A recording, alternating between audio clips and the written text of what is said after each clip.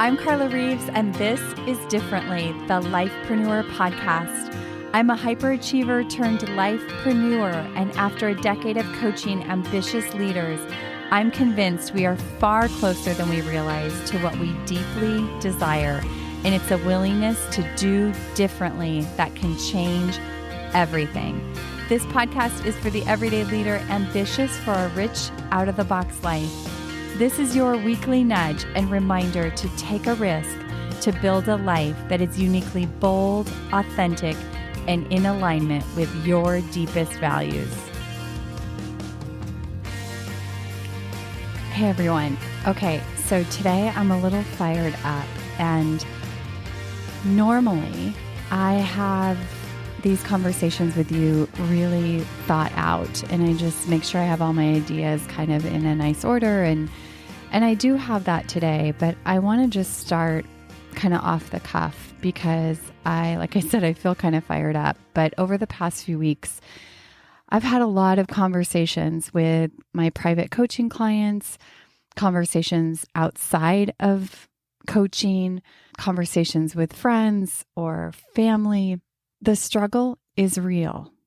I see people, myself included, these conversations include conversations I have in my own head where I get so in the thinking mind and overthinking mind, trying to solve something or figure something out. And sometimes what's required and necessary and vital is not more thinking and not more doing. It's rest. And that's what we're going to talk about today. And I know the struggle is real for hyperachievers and busy, ambitious doers. The idea of rest can be super challenging and even unappealing. And I want to invite you that are listening, that feel that way, to stick with me, because I think what I'm going to talk about today is going to open your mind and stir your thinking about this idea of rest in a completely new and different way. I want you to even just start by thinking about it like not in the typical idea of rest. We're not talking about naps, although that could be part of your rest. But we're talking about our minds need rest. And that's where we're going to dive in. It's contrary to everything that our thinking, busy doer mind wants us to believe, but it's the very thing that we need, because often the solution that we're seeking does not live in our thinking mind. It actually arises out of a space of rest and ease or play or creativity. If you relate to being a hyperachiever, struggle to shut your brain down, struggle to set down the to-do list, and deeply want to make more space in your life to breathe, to pick up a hobby or something creative you've been longing to do, or simply to just make more time for the people you love most, and you just can't seem to escape the always working vortex on your own, I invite you to consider coaching with me. We start with an 8-week intensive designed for this very thing. You can find out more by going to my website, carlareeves.com. I would love to support you in channeling your incredible drive and energy to build a highly productive, peaceful, and mostly a deep, rich, fulfilling everyday life. I want to take you back to, a couple weeks ago or so in my own life. I was working on a project that honestly I was dreading and really struggling inside of, and it was bringing up like lots of old insecurities, just challenging me in a way I hadn't felt in a really long time. Yes, this is exactly what I help people with, and I have to apply the teachings in my own life on the regular, and sometimes more intensely than others. And maybe you notice that in your own life too. So it was the end of the day. I had to present the following day. I didn't feel prepared. My head was full. I felt heavy and overwhelmed. not only with the pressure to get everything done, but also heavy with this noise and insecurities and doubt in my mind that I wasn't equipped. And my mind said, keep working, push through. You've got to get this done. You've got to get it right. And everything else in me, my body, my heart, my being, everything else said, stop. And I heard this faint little voice in my head saying, go for a hike. Truth be told, I didn't want to hike. I didn't want to do anything but run away and crawl in a hole. I've been here too many times before to know that when I hear that voice inside saying, go for a hike, it knows. And when I listen, there are rewards of doing so. And so against everything in my mind, I decided to listen to this nudge of going for a hike. I put my shoes on. Quentin lovingly agreed to go with me. We got in the car and we set out for Skyline, a regional hiking spot about 10 minutes away from our house. I put my earbuds in and I let him know I just needed to kind of tune out for a while. And I listened to a sermon and I just walked. And I just felt nature kind of hug me. It all just took me out of the thinking rut I had been in and put me in a completely different environment and a completely different state of mind. Being in nature has always helped me like this. It always helps me calm and change my frame of mind. But sometimes I'm kind of that ambitious achiever part of me is kind of unwilling to go there, even though I know it's good for me. So I think it was about an hour there and back, hiking and drive time included. And we pulled into the driveway of the house and I felt like a completely different person. I felt calm. I felt grounded. I felt clear-minded and focused and ready to get back into my project and bring a completely different kind of energy to the project, the kind that I'm committed to bringing, and prepare myself so that I can show up with confidence the following day. And the amount of time that it took to get prepared, I guess, would have been a third of what it would have taken if I tried to push through all the pressure and stress and anxiety had I not gone for a hike. And I have to believe that the end product was far better. This all got me thinking about this power of stopping, this power of rest, this need and quench deep thirst for the mind to rest, to listen more inside, contrary to this overachieving mind and culture and that we find ourselves in. If my mind could have had its way, it would want to be productive 24 hours a day. I'm not kidding you. Anybody relate? And while the idea of rest sounded amazing, and does sound amazing, I want you to know that there's still part of me that struggles. It struggles to slow down and it freaks out at the absence of doing. Okay, so let's challenge some of the lies that our mind might have. Rest doesn't have to mean shutting down and doing nothing, although there might be seasons or moments or times that your life requires that. Rest isn't a punishment like when you were a kid and had to take a nap. In fact, I want you to start to think about it's quite contrary. It's a gift. Rest doesn't have to mean you're lazy. I have had many clients over the years that worry that if they start to rest, that they're going to become lazy. And what I always tell them is that they couldn't become lazy if they tried. It's just not in their fiber to become lazy. Taking time to rest isn't going to make you lazy. In fact, I think it's actually going to add more vitality, more energy, more presence, more creativity, and on and on and on. And contrary to what the brain wants us to think, is rest and relaxation, like I said, doesn't mean less productivity. It's actually quite opposite. There was a time where I intentionally took a weekend to really incorporate rest and kind of just follow my energy through the weekend. No agenda, no big to-do list. And at the end of that weekend, I had such a great weekend. I really just felt like I was in that ease and flow and kind of floating through my day. And not that I was sitting on the couch doing nothing, I wasn't, but I was just following my energy, and there was so much ease around everything. And at the end of the weekend, I made a list of what I actually got done.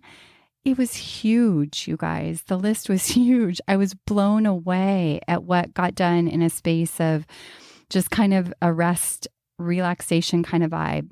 I want you also to be thinking about that there are seasons of life and days and moments of rest. So there's all these different kind of types of rest and places for rest. There might be a general season in your life that requires more or less. But there's still always a need to tune into the days and moments and be paying attention to that. So I want to ask you, like, what season are you in, do you think? Is it a growing season? Is it a resting season? Is it a producing season or a restoring season?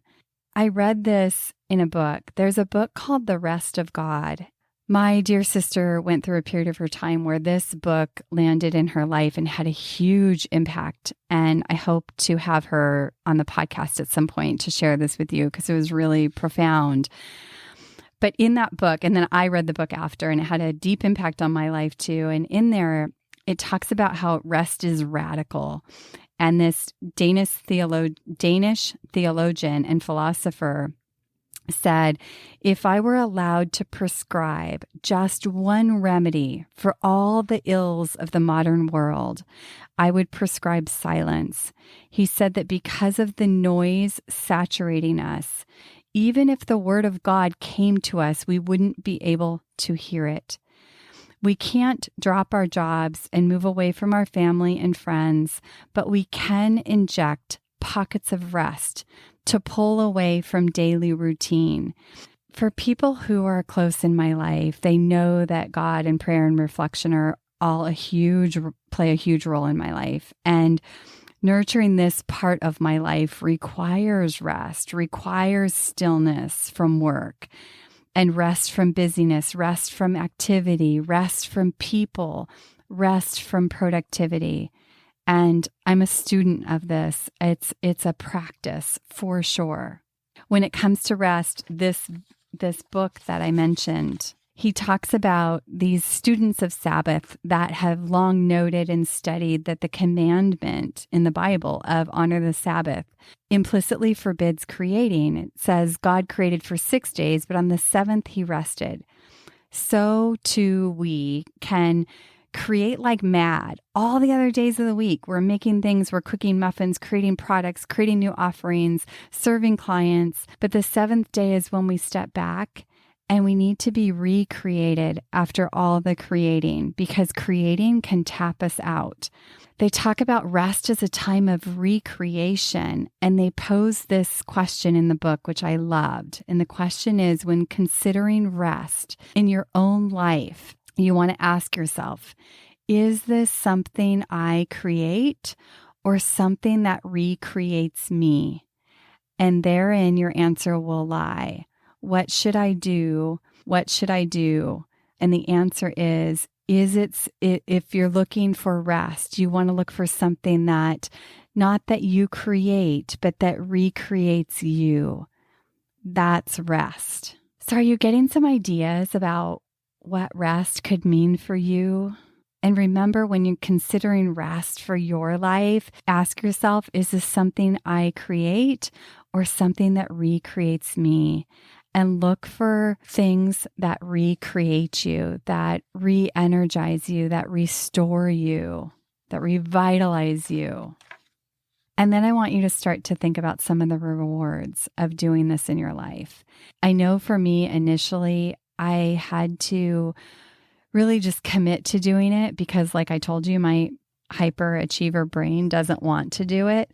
But I knew there were rewards, and I was committed to taking the action to really reap those rewards. And some of those rewards are just a clear mind, being more present.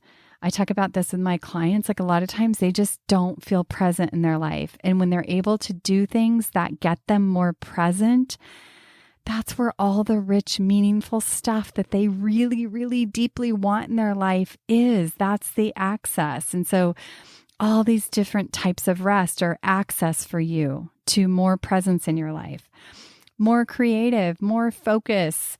I feel more productive after I have moments of rest and play or restoration. I get more done in less time. There's like a greater sense of quality instead of this focus on quantity and this constant doing busyness. Then the other rewards are just this presence. It's like you can like actually stop and pause. It actually slows time down. One of our, one of the things that comes up again and again with private coaching clients is, and with friends and family and just in our world, is time is going so fast. But when you create more pockets of rest, when you create time for recess, you can stop to watch a bird feed its young in the nest, or stop to hear the faint passing voice of a child running by, or catch a subtle expression on your spouse's face where you could step in and extend a much needed hug that might have gone missed if you were so busy. The someday illusion is a lie that we have to work harder to get somewhere and then enjoy life. It's a lie.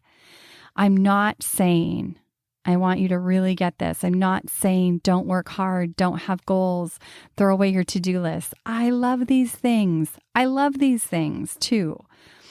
But what I am saying is don't fall asleep under the illusion that life starts out there someday when you get all the work done, because you're going to miss it if we don't inject these little pockets of restoration and stillness and quiet and reflection. We're going to miss it because we're so much in a hurry to get to that next thing or that better place to be. Okay, so I'm going to quote this book again. Again, it's The Rest of God by Mark Buchanan. And he was asked once, someone asked me recently what my biggest regret was in life. And he said, being in a hurry, getting to the next thing without fully entertaining the thing in front of me. I cannot think of a single advantage I've ever gained from being in a hurry, but 1,000 broken and missed things, tens of thousands lie in the wake of all that rushing. Through all that haste, I thought I was making up time. It turns out I was throwing it away. So powerful, right? In the spirit of summer, I want to invite you to create more pockets of rest. I want you to just experiment. I love to have my clients experiment for a week or two with something and just see what happens and reflect and refine it as you go, and really like experiment with this, but pay attention to the impact that a few more pockets of rest, some kind of rest. You get to pick what kind it is, but pay attention to the impact it has on your mood, on your energy, on your body, on your sense of aliveness, on your connections with other people, on your productivity. And I'm going to end with another quote from the book. It says, in a culture where busyness is a fetish and stillness is laziness, rest is sloth.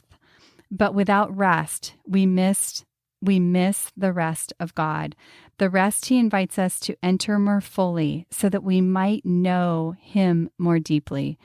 Some knowing is never pursued, only received, and for that you need to be still. Rest is both a time on the calendar and a disposition of the heart. Here's to a summer of creating more pockets of rest. I dare you, and I can't wait to hear all about it. Hey, I'm popping in to let you know that we have some exciting news. We have merch, t-shirts, hoodies, mugs, and more. You can now support the show by shopping the merch, gear for the everyday life innovator. Check out the Lifepreneur shop. Link will be in the show notes. Enjoy.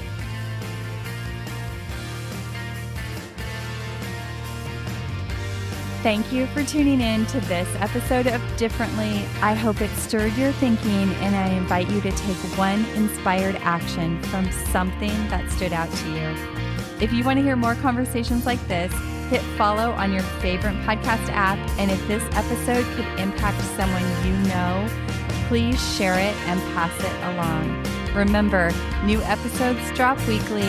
See you next week.